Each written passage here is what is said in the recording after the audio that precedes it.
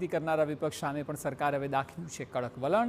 રાજ્યના ગૃહપ્રધાન હર્ષ સંઘવીએ ડ્રગ્સના દૂષણ પર મહત્વપૂર્ણ નિવેદન આપ્યું। તેમણે દાવો કર્યો કે આસપાસના દેશ આપણા દેશમાં ડ્રગ્સ ઘુસાડે છે। સ્વાભાવિક જ આ ઇશારો પાડોશી દેશ પાકિસ્તાન તરફ હોઈ શકે। તેમણે એવું પણ કહ્યું કે ડ્રગ્સ સામે થઈ રહેલી રાજનીતિમાં સરકાર પડવા નથી માંગતી। વિપક્ષની ટીકાની પરવા કર્યા વગર સરકારે ડ્રગ્સ માફિયાઓ સામે મોટી કાર્યવાહી કરી છે અને કરતી રહેશે। की तरह ड्रग्स के खिलाफ और ड्रग्स के लिए राजनीतिक स्टेटमेंट कम और ड्रग्स ज्यादा पकड़ने का काम करते हैं। हमें ये ड्रग्स के विषय में किसी भी प्रकार की राजनीति में नहीं पड़ना है। मात्र और मात्र समाज के मानवता जीवन को बचाने के लिए दानवों के सामने ये जंग हम लड़ेंगे।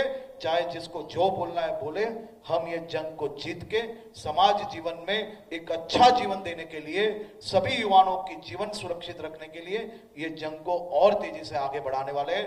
आप सबसे अपेक्षा है ज्यादा से ज्यादा समाज जीवन के युवाओं को बचाने के लिए ये जंग में आप सब भी सहयोगी रहे।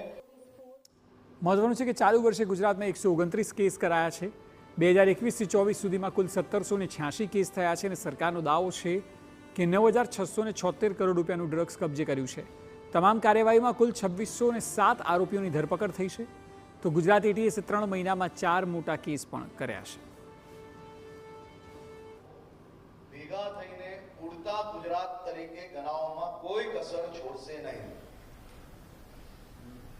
ગુજરાતને માત્ર આપણા માનીતા લોકો એવું નહીં, પરંતુ વિપક્ષના લોકો બી આ લડાઈમાં સહયોગ આપવાની બદલે પોલિટિકલ પ્લેટફોર્મમાં ક્યાંક ને ક્યાંક આ ડ્રગ્સના વિષયને લઈને સરકારને બદનામ કરવાની કોઈ કસર છોડશે નહીં।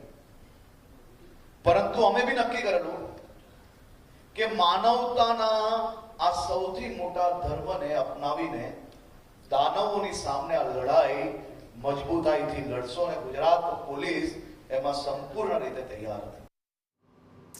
નીટની પરીક્ષામાં ગોટાળા